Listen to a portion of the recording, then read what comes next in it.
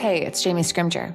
When I became a stepmom, I quickly realized that while moms are encouraged to keep it real, there's a big double standard when it comes to stepmoms. So I decided to start the conversation myself. Thriving as a stepmom doesn't just come from conversations about being a stepmom, though.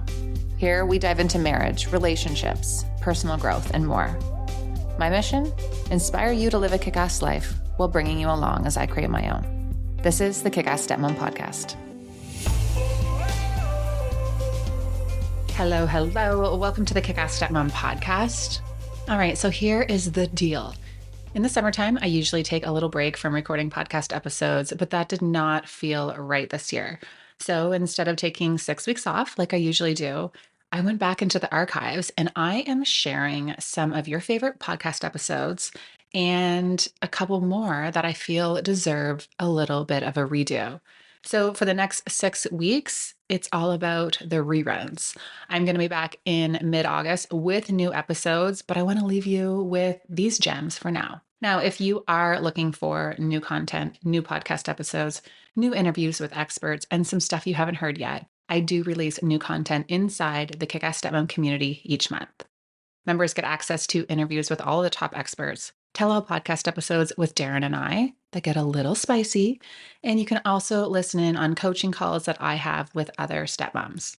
Now, if you are looking to connect, there is a chat room where you can come say hi, ask me for advice, and connect with stepmoms from over 30 countries around the world.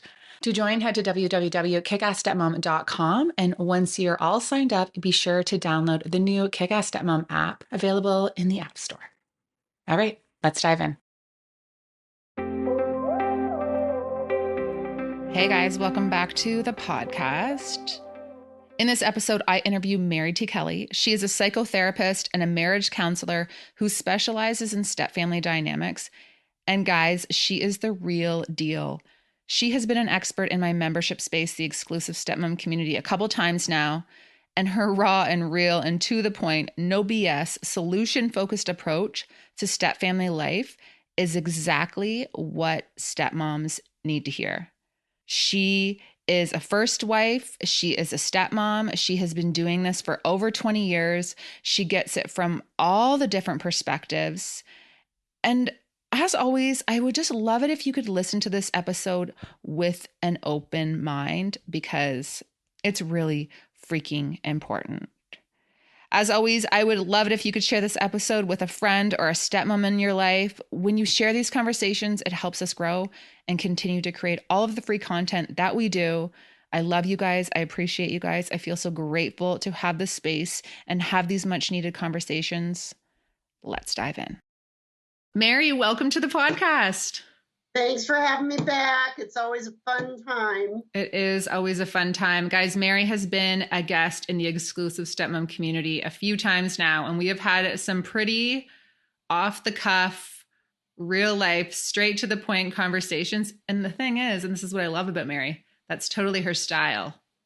You love to keep it real, eh? I'm so not a person, how there's platitudes or like things will get better. And I just want, what is the reality in the situation? Because, we have our preferences and our preferences kind of mess us up because we often get disappointed or we get these expectations or people tell us, oh, it'll get better. You'll like the ex. You'll become friends with the ex. It'll be easier with the kids. It's like, stop. Let's be realistic here. Because sometimes that's not the case. It's not the case. It's not. And so I think we suffer less when we just deal with reality and be real and be honest. But this is stepmoms, they can only talk to other stepmoms who get it. Because if you look, and your Instagram is a really good example, it's very real, it's very honest. And it's such a great place for people to be able to, for women to go, I'm not terrible. I thought I was a terrible person. I'm not, I'm normal. But there's a lot of mommy Instagram things there. And I have daughters that are very young mothers, and they're like, we can go there because we're exhausted and we're tired and we're trying to work and we've got these kids at home and we can go there and get normalized. I go, yeah, but stepmoms can't. No. They are the group that is suppressed and repressed from speaking their truth about how hard this is, right? And so that's why it's so vital that there are communities like this for women to go to, because, and it's still a pretty small little window of people, whereas mothers are allowed to complain, but stepmoms aren't. So it's really, really important. Yeah, 100%. So for those who may not be familiar with you, can you give us a quick little elevator pitch, who you are, what you have going on? I send all my stepmoms to work with you one-on-one because you are the real deal. So give us the lowdown. Well, I'm very solution oriented, because when people are coming to me, I don't ask them how they feel, because I'm pretty sure they feel crappy if they've contacted me. You know, let's call a stranger and talk about our most intimate personal details. So I work with women, and then I work with step couples. Sometimes I work with step kids. I'm a marriage and family therapist out of Boulder, Colorado, and I've been specializing in working with step families for 20 years. So I do a lot of writing about it, and I have a meetup group, a local meetup group, and we haven't met in person for a while. We did a couple of times this summer. But just to give an idea of the support that women need, it's a group for women who are dating, living with, or partnered with someone with kids. And I have close to 500 members in the Boulder, Denver area. So that's women that have found out about Meetup and then bothered to join it. So it just shows how much support you need. So I do Zoom groups, online support groups, and then I do, and I've worked for years, way before this pandemic, with Zoom or Skype with couples and stepmoms all over the world. Yeah. Because often people will go to a therapist who don't understand the unique challenges. And so they'll give them really crappy advice, or say things like, why don't you love his kids? You know, why aren't you friends with the ex? These are incredibly, at best, naive questions to ask someone that just makes women feel worse. So I work in very solution-oriented and research-oriented ways. Yeah. And you know what, you are such a great resource. And I'm just so grateful that we've connected, because you've been such a great resource for everyone in my community. Mm-hmm. And, you know, I think about that often, the pressure that stepmoms have when they're talking to someone who's not a stepmom, who thinks that it should be all hearts and sparkles, or you should be really good friends with the ex, or you should sit down and be able to have a meal together and all the things. And I think that would be great in a lot of situations. Sure. And when these outside people, I was talking about this actually with Brenda from Stepmom Magazine, whenever there's one of those viral posts come out, I will get a message from someone saying, this is how it should be. And it's someone who's not in a step family situation, or isn't this so great? Yeah, it is really, really great. But there are a lot of different things that need to fall into place, and different personalities and different levels of perspective and maturity that need to fall into place in order for that to be the case. And stepmoms just feel so much pressure to show up in a certain way, and they can't tell anyone how it really, really feels because they're judged. Well, you know, I was watching the interview the other night. It was on CNN with Kamala Harris and her husband. And she was talking about when she first, I think friends were trying to match them. And she found out he had kids. And I couldn't tell the age. They sound like teenagers or early 20s. And she's like, yeah, sorry, I'm not getting involved with a guy with kids. I think she may have come from a step family or something, but she was like, yeah, I'm not going there. And then somehow he persuaded her. But as they tell the story, and it's a quick part of the story, it was like wonderful, and everybody got along great. And they have a special name for her. And I thought, hey, I'm happy for her, and I'm happy for this story. She clearly, though, had a very active career. And, you know, I think the mistake a lot of women make when they join with a guy that have kids is they all of a sudden think, I have to become this person. I have to become this pseudo mother. I have to squeeze myself into this kind of domestic role that I've never been in before. And my guess is that she didn't do that. She was just doing her. Mm-hmm. And the kids were older. And like you said, everything fell into place. That's lucky. And it's not to say they didn't work on things, but it also takes an amount of love to have love and luck to have everybody like that, which is usually not the case. which is still okay. You can still have a great marriage, a great relationship, and have some tensions and awkwardness and boundaries and keep away. So that's the main thing I want people to know is, return to yourself. And with this group I started like 9 years ago, I started the group to help them focus on their relationships. They don't want to talk about their relationships. They come in, they want to talk about the ex. They want to talk about the crazy ex. And they're obsessed with every part of this ex. And I just thought, I guess I have to focus on this. I really like to work with them on their relationships, but it just, whether it's in my Zoom calls or in person, it is like almost the number one thing. And these exes are very present in these stepmom psyches. And then it becomes working with them to, I'm not saying diminish this person, the ex-wife or the mom as a person, but let's work on making her a tiny, tiny, tiny little dot in your life, which you can do. And a lot of women don't believe that. They're like, I don't believe that. I was like, well, you can, because what happens is they're thinking about her all the time. Women ruminate a lot. Then they're talking to their spouse about it. I worked with one couple and they had a really difficult ex. There was a lot of court stuff going on, a lot of ignoring boundaries, legitimately difficult stuff. But I said, how many hours a week do you think you guys talk about her? They said 20 hours. It's a lot of hours. I said, okay, I want you to knock that down to 30 minutes tops. And that's going to include all the legal stuff, which basically you're going to be giving to your attorney anyway, right? And they were like, oh, we don't know if we can do this. I go, you don't want this to be the tie that binds you, talking about the ex, or else you just might as well have her move in with you.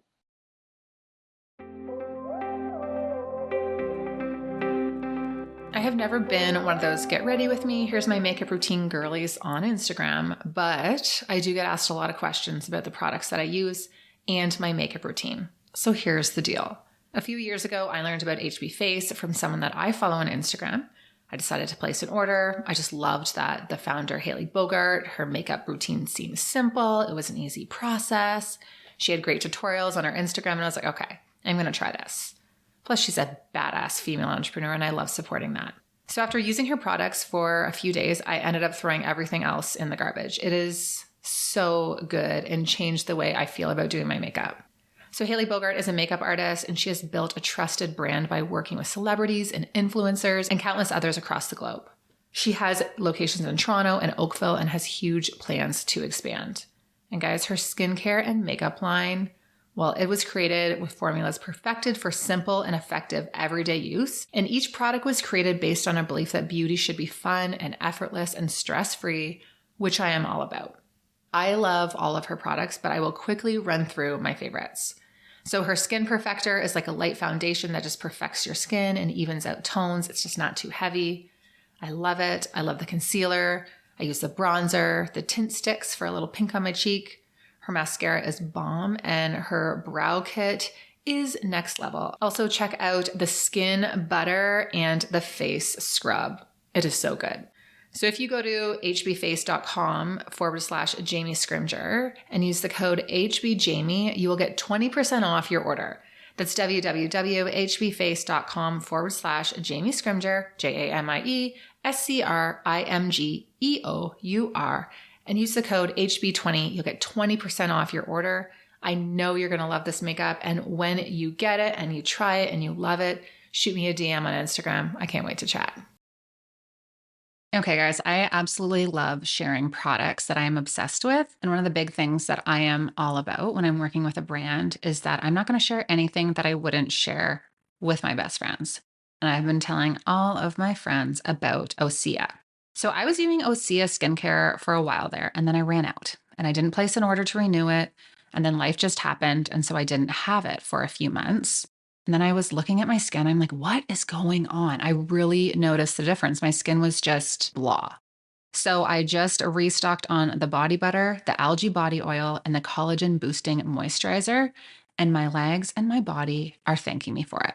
So specifically the collagen body lotion, it's ultra hydrating, it is lightweight and scientifically proven to visibly firm skin in just 4 hours. No joke, it does. And when I hydrate, I just really want my skin to feel dewy and moisturized and firm and soft, and it does all of that stuff. Packed with clinically proven ingredients, including vegan collagen, hyaluronic acid to deliver lasting hydration and radiant and revitalized skin, Osea is literally the best. And the body butter and the oils, it's just like such a treat for your skin. In fact, I just add the Salts of the Sea body scrub and the body polish to my cart. Used to have them, didn't restock, and it's just such a great way to exfoliate your skin. Just get your skin prepped for summer because we are about to go into bathing suit season and I want my skin to look good, dewy, and moisturized. So if that feels aligned for you, I recommend going to oseamalibu.com and using the code KICK-ASS Stepmom 10 for 10% off your first order. That's www.oseamalibu.com and use the code KICK-ASS Stepmom 10 for 10% off your order. For 27 years, Osea has been on a mission to create clean, seaweed-infused skincare that respects the natural world and makes skin look and feel its absolute best. And I don't know about you, but whenever I'm trying to find clean skincare, I often feel like I have to sacrifice the effects. Like it doesn't work that well. Osea, it's not like that. Today, it's called Clean Beauty, but Osea has been doing this since the beginning. Their products have been infused with seaweed because it's rich in vitamins, minerals, and nutrients and have endless benefits from the ocean. Again, you have to go check out all of the amazing products on their site. I listed a few of my faves, but there are so many. From skincare to hair products to body scrubs, there are so many amazing products to choose from. Osea really does have you covered for clean, vegan, and cruelty-free skincare products. So go to oseamalibu.com and use the code KICK-ASS Stepmom 10 for 10% off your first order. Why do you think that stepmoms focus so much on the ex and what the ex is doing or how the ex is impacting your life? Like, I understand it's your stressor, it's something going on in your life, but why the huge, like, what's the motive behind that? You know, I've thought about that a lot, and I don't think that there's enough research, like longitudinal studies that have been done on this, right? So I just come up with my own theories because it's so common. And I just think way back in the day, women are a bit hardwired to compete with other women. And we had to for our very survival, right? And in some ways that still exists, right? You look at actresses as they're aging and then they're competing. And so then they're trying to make themselves look younger. And so I think that there's maybe this primal thing of this woman was with my guy in very intimate ways, had children with him, and I've got to like compete or show that I'm as good as or better than and get very, very caught up in it. And I think that's why there's shows like Real Housewives of Orange County, Real Housewives of Beverly Hills. And I'd like to think as women, we can evolve past this. But, you know, you're not going to see Real Husbands of Beverly Hills. I mean, it'd be boring. They'd be talking about sports. And they're not going to be, I don't think men compete as much with other men in that way. And so it feels natural when it's happening until you can be around someone that says, wow, you're kind of obsessed with this person. Mm-hmm. And or they're getting on their Facebook page or their Instagram page and it's like cutting themselves. And women will say, I can't help it. I can't help it. It's like, oh, you can help it. But it's a discipline. It's a discipline of the mind to go, my life is short and precious. What do I want to spend it on? Do I want to spend it on the ex? And so it's about creating mental boundaries for yourself, not allowing yourself to go down that rabbit hole when you start thinking about her and not feel guilty about it. I think it's normal. Too many amazing, wonderful, loving, competent women find themselves doing this kind of thing. So there's no shame, there's no guilt. It's there, but it's hurting you. It's taking up time in your relationship. People are going on date night and they're talking about the ex the whole time. No. And nothing productive happens, right? It just kind of grinds in, and to have some honest conversations with yourself, like, am I competing with this woman? I should be careful of that, because mothers have a lot of power, and the more unhealthy the mother is, often greater the loyalty bind is greater to the mother. Like, that's a very primal relationship.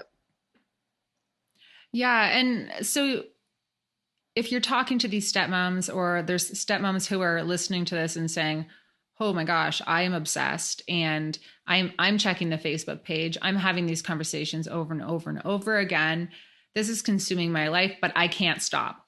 What do you tell them? You're talking about mental boundaries. How do you start to put those in place? Of course you can stop. Like, what's the voice that's telling you can't stop? That's not truth. How can you stop then? How can you? What are the take homes for them? You start getting very aware, right? So you become, in a way, an objective observer to yourself.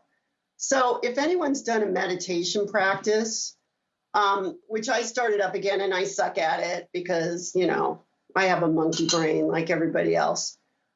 But it's this awareness of I'm focusing on my breathing, and the next thing I know, I'm planning what I'm doing for dinner, and next week I'm like, oh, I'm thinking about that. I'm going to go back to this. So it's building that kind of awareness of catching yourself, like, oh, I'm thinking of her. I'm going to deflect. I'm going to start singing. I'm going to start doing something else, and I'm not going to indulge myself. So I would say, you 100% do not get on Facebook, their Facebook page. And a lot of women will say, well, I need to see what's going on just in case. And it's like, no, you don't. You really don't. This is a form of cutting yourself, because you're never going to feel good. It's going to feed into that kind of ugly, anxious, angry kind of thing. And you get honest with your partner, and talk about how much time are we talking about her?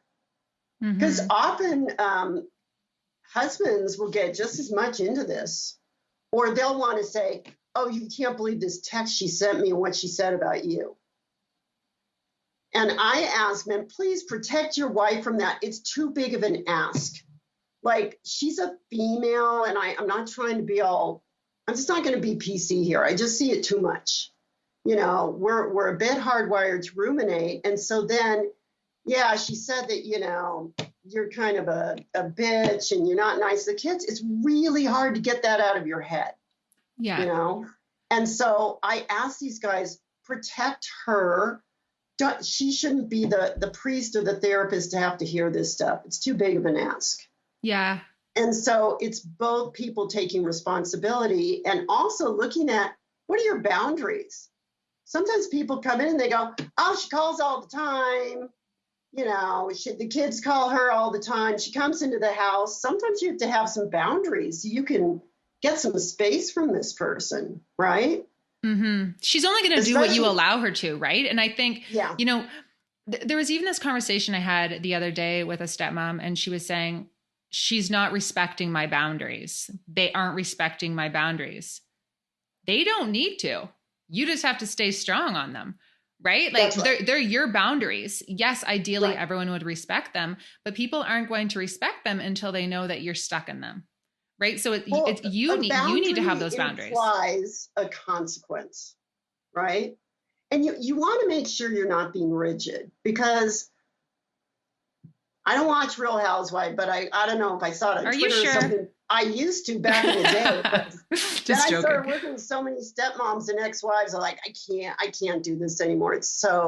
They're so awful and mean to each other. Now, I watch Bachelor and Bachelorette, so I'm not like a saint when it comes to what I'm watching, okay? I'm just saying for that, it was just too much.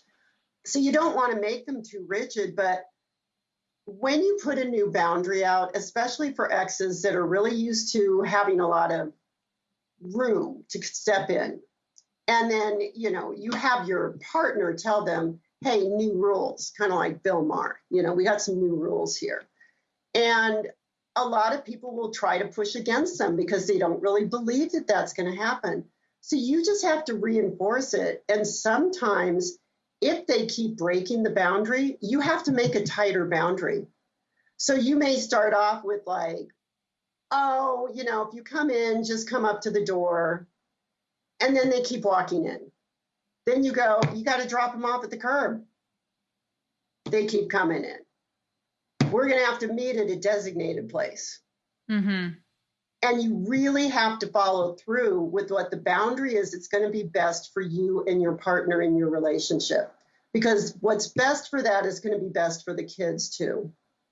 Yeah. And I want to go back to that whole piece on, say, the ex says something terrible to your husband about you and he tells you, yes, you want your partner to protect you. And I think that a lot of stepmoms say, well, I want to know what she's saying about me. I have a right to know what she's saying about me. Okay. And valid, fair. I get that. But if it causes you so much stress that you can't function and you're ruminating in it and you're consumed by it, then that affects the whole vibe of your household. So yes, I think your partner should keep that aside. But let me back up for a second. But he should also be protecting you to her. He should say to her, you cannot speak about my wife that way. Right. And that's where I think a lot of boundaries with her about that. But yeah. I want to back up too, because you say it's a fair and valid thing to say, I want to know what she's saying about me. Why? I would say, no, you don't. Who cares? Who cares what she's saying about you? Who cares what she thinks about you? She's one of billions of people on the planet. Who cares? True. You win there. Pardon me? Yeah, you win. That's true. Very, very true. That's such a good point. I wasn't trying to win. I just want to empower people, because you're going to be in trouble if you care what an ex thinks about you or anybody. I mean, this goes across the board. We get, you worry about what do they think? Part of really growing up and connecting with yourself, it's not like I'm going to just be an asshole and I don't care what people think. That's immature. But it's like, I'm going to be who I am. And in some ways, it's none of my business what she thinks of me.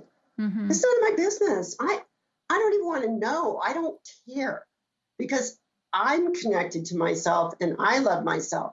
And that's a work, it's a work. A lot of this is around the work of learning to love oneself, because when we love ourselves, we don't want to expose ourselves to that stuff, because we're also honest and know that we're humans. And if I go down that rabbit hole, it's going to affect me because I'm a human. So to love myself and protect myself, I'm not going to go there. And so it's a practice and a discipline. You're not going to be perfect. It's going to be like, oh, it's been 2.5 weeks. I'm going to go look at Facebook. Then you look and things disintegrate. And then you learn. Oh, yeah. I'm going to learn from this. This feels crummy. And then as time goes on, I don't want you to spend a lot of time on it, but when I've worked with stepmoms that have been married for a while, they're like, I think I'm kind of understanding what some of the frustrations of his ex was. Because, you get the story from the guy. Since red light therapy has become all the rage, I have been dying to get my hands on a red light therapy professional mask. And I recently was able to make that happen.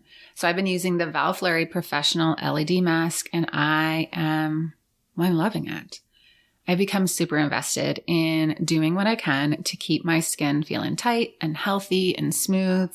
I'm coming up on 38, and red light therapy has become a regular part of my regime. So here's the deal. The Valfleury Professional LED mask is medical grade light therapy proven to enhance your natural skin. So the mask emits 3 clinically proven wavelengths of red, yellow, and blue that penetrates deep into the skin. So it stimulates collagen production, it diminishes fine lines and wrinkles, it reduces the signs of sun damage and aging, and just promotes healthier, younger looking skin. The mask has settings for red, blue, and yellow light, which is unreal. So you can just like switch the light with a click of the button. So the red light therapy reduces fine lines and wrinkles, reduces the appearance of pigmentation and redness, and just promotes healthier, younger looking skin. Then the yellow light therapy rejuvenates skin cells, smooths inflamed skin, boosts lymphatic flow, and promotes anti-aging.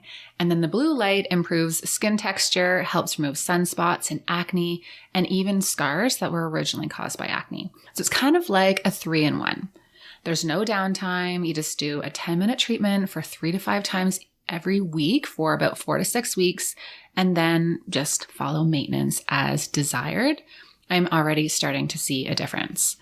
I have also been using the 360 LED skincare wand. So like picture just like a little wand that you put on your skin. And this has actually been my favorite.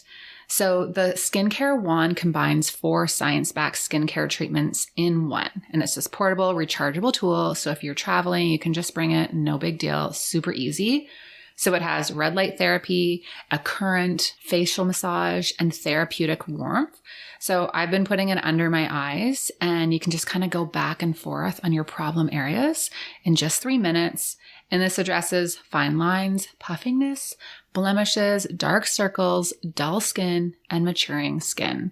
So Val Fleury is giving listeners of the KICK-ASS Stepmom Podcast a 20% off their order, which is huge. So if you go to www.valfleuryskin.com, that's www.valfleuryskin.com, and use the code Jamie20 at checkout, you can get 20%.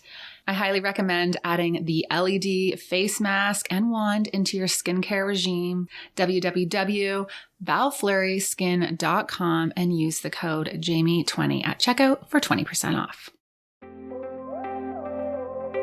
I had a conversation with Darren the one day. I don't know what we were talking about. Oh, we were talking, our friend was talking about their ex, and Darren and I were kind of chuckling about it. I said, I can just imagine if we break up, what you're going to say about me. And I know it's not going to be good, right?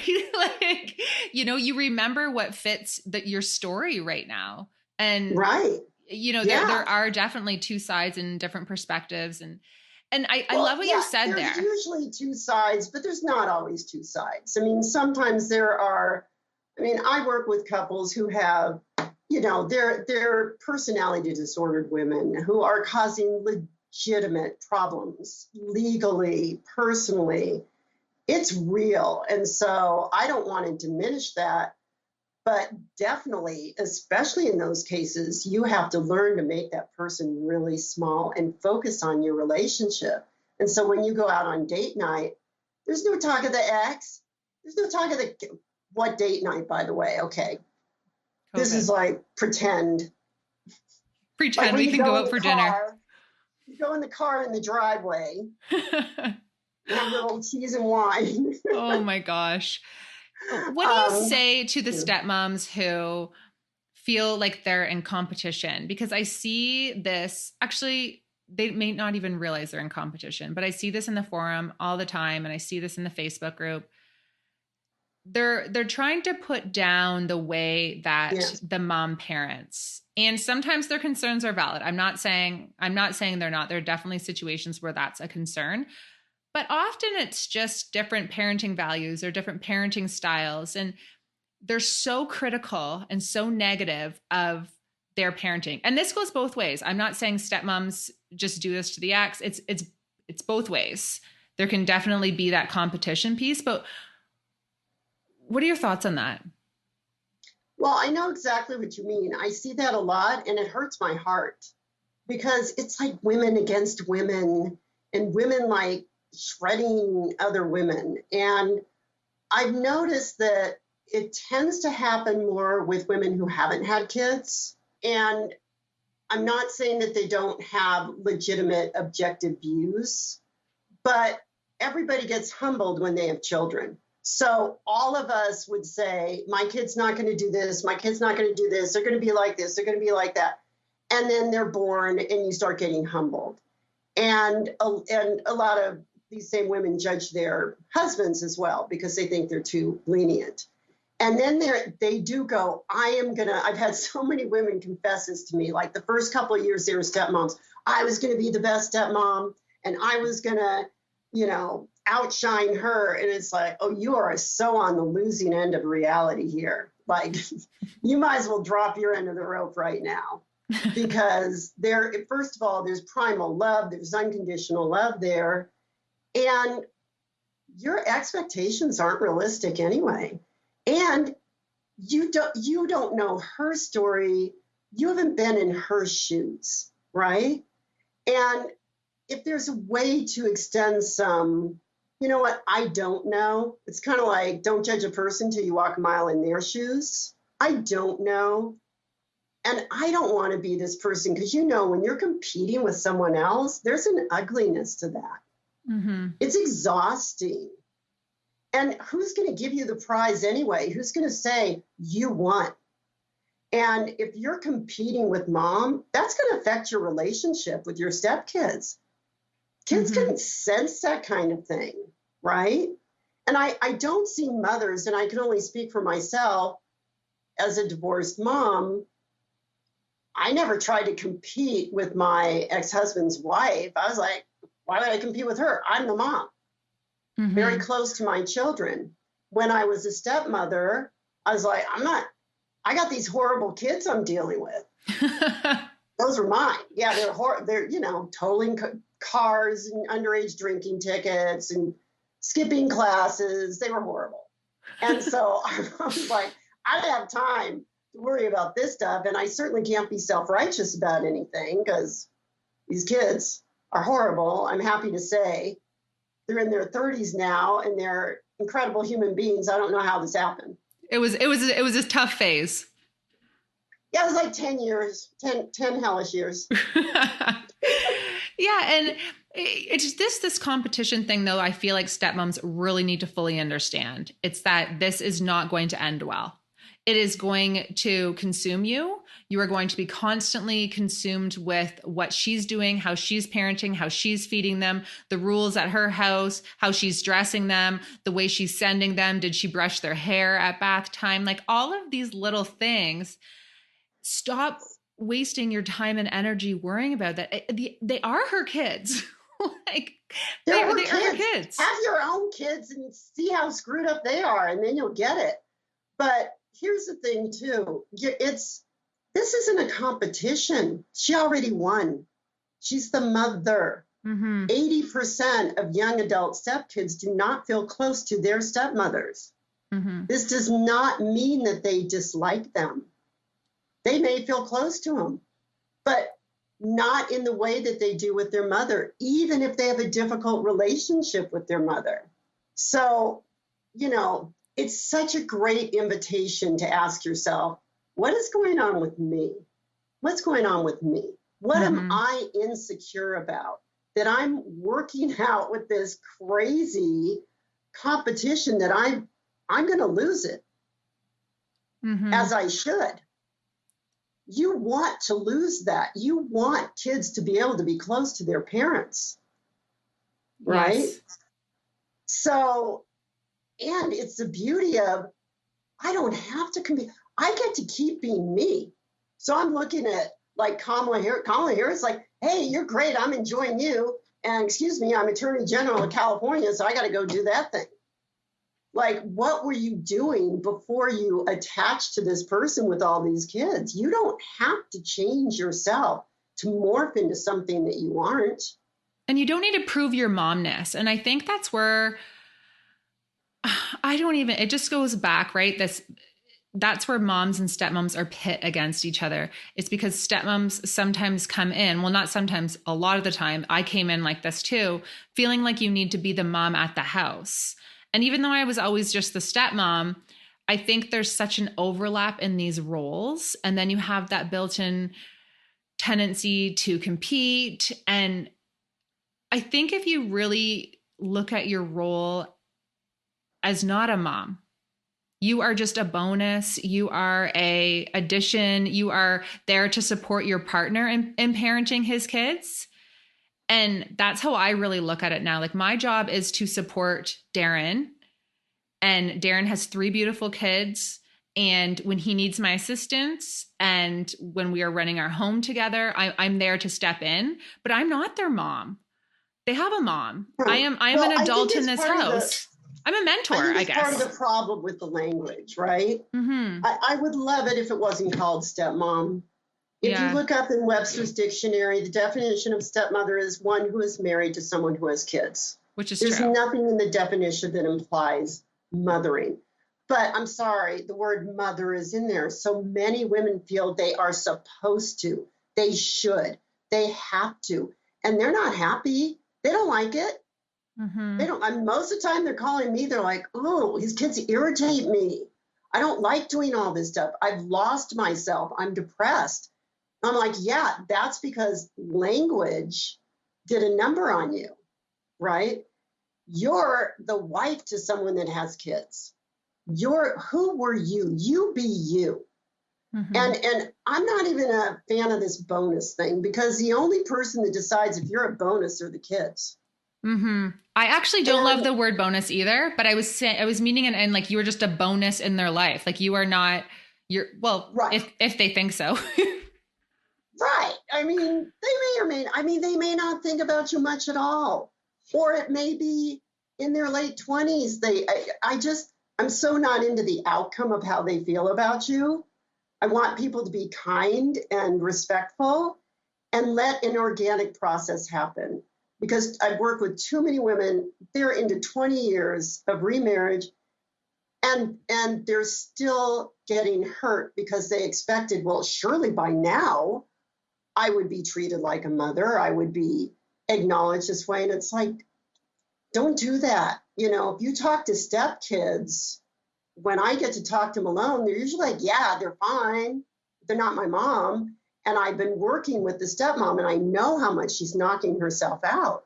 Mm-hmm. And it's true for parents too. Parenting is a thankless job. If you're a step parent, it's unacknowledged, unappreciated. If you want to do that stuff and it brings you joy, go for it. But be careful with the expectations. Right. And it's very liberating when women start practicing this, because they'll say, there's no way I can do it. I go, okay, I'm going to give you a list. You have to get really aware, not go to Facebook, realize when you're thinking of her, change the subject. You and your partner make rules. We're not going to talk about her. Or if we do, it's 5 minutes, and it's about solving some problems. It's not about her, mm-hmm. right? You don't talk to your girlfriend. Try to limit that stuff, because you're feeding into this. And they'll come back a month later and go, oh my God, this really works. Like the couple that was talking 20 hours a week, and there was a lot of legitimate crap going on, but they really listened and did that. They got the spark back in their relationship, because it was like weighing them down, always talking about this. And they implemented a lot of new physical boundaries, because they hadn't been good with those. The mom had too much access into their home.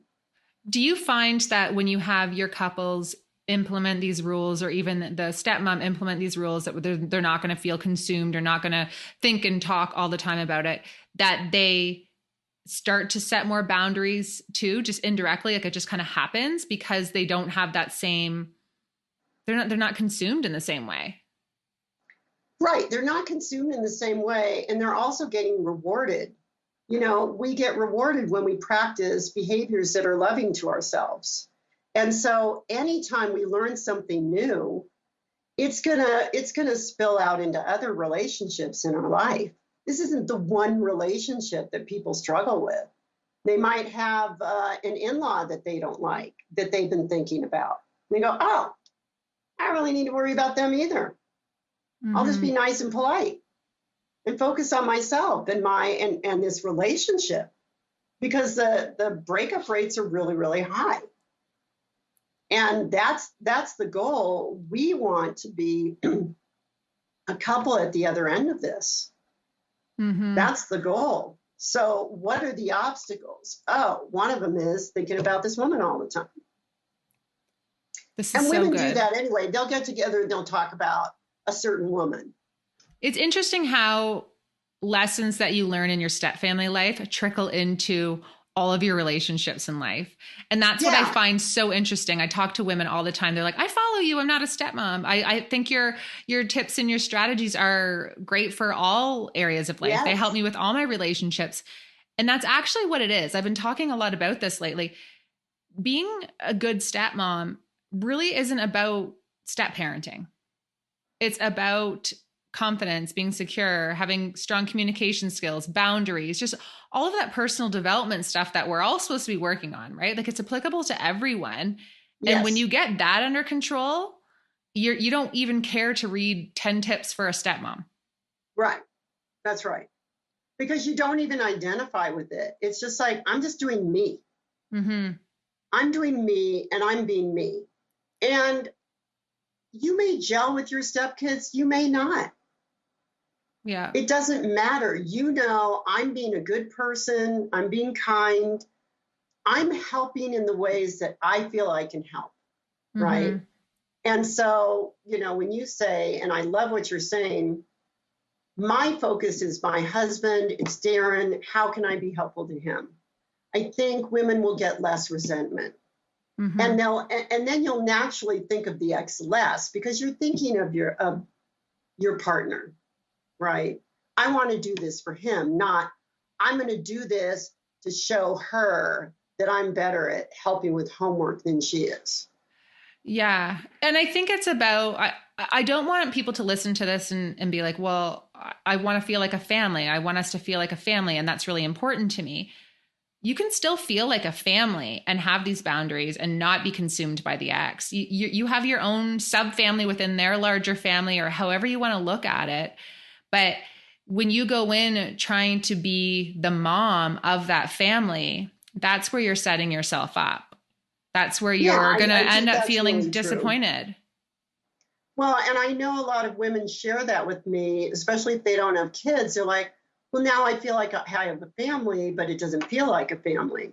And the first thing to know is when you get non-biological members into a family that exists through biology, it's not going to feel like a first family. It's not going to feel like the family you grew up with. So you have to change your expectation. There may always, I mean, if it feels like a family, great. That's not what I work with. I work with people who are disappointed and disillusioned because it doesn't feel like a family. And they've been at it 5 years, 10 years. And I'm like, then change it. Change what your expectation is.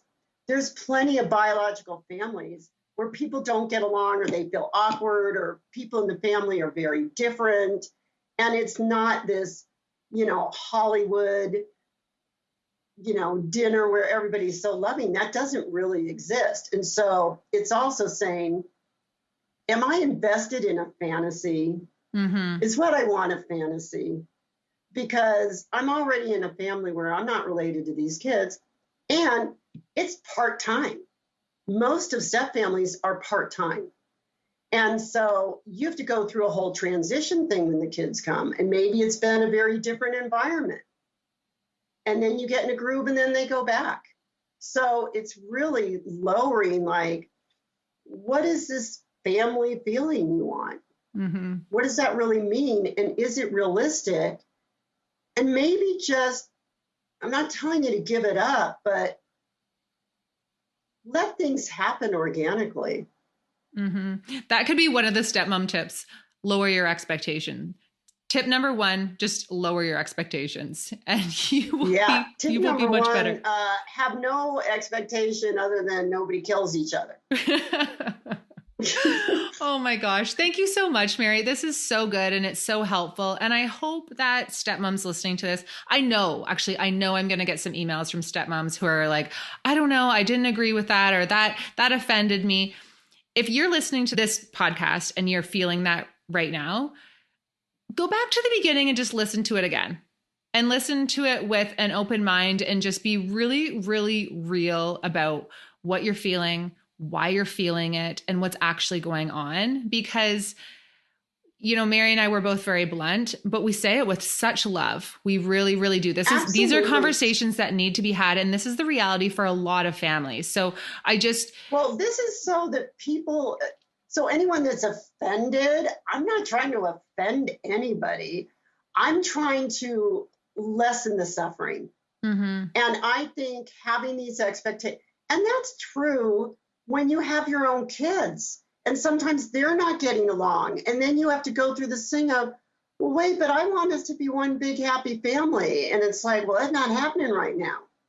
And also to remember that things are temporary. Things have different stages and phases.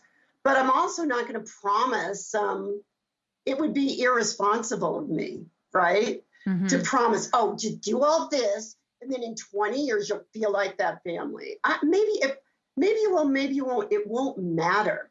So I'm so not trying to offend anybody here. And I'll also say, hey, go for it. And let's see how it works out for you. Mm-hmm. Yeah, maybe it will. Maybe it will. Might work. It might work. I'm highly skeptical. If you're doing it for motivations of competition and ego, it's not going to work. And that's a good thing. We don't want to be rewarded by unhealthy motivations, right? Love is a very difficult thing to resist, right? So how can you love and love yourself in the process? And this is for any woman that's around kids. Do not become a martyr. Do not lose yourself in the process because these kids will swallow you up. That's really, really true. The ex will try to do, not all, but, and bring some humor and lightness into this. And don't take yourself so damn seriously. Yes, that is all so true. So much words of wisdom, or so many words of wisdom. Mary, it is always a pleasure. Thank you so much. Where can everyone find you? I'm at, on Instagram, I'm at Real Stepmoms. I have a Facebook page. I think it's called Real Stepfamilies. RealStepfamilies.com is my website. Might be forgetting something else. We'll link all the things. Big ones. If you search for me, Huffington Post, I've written a bunch of stuff there.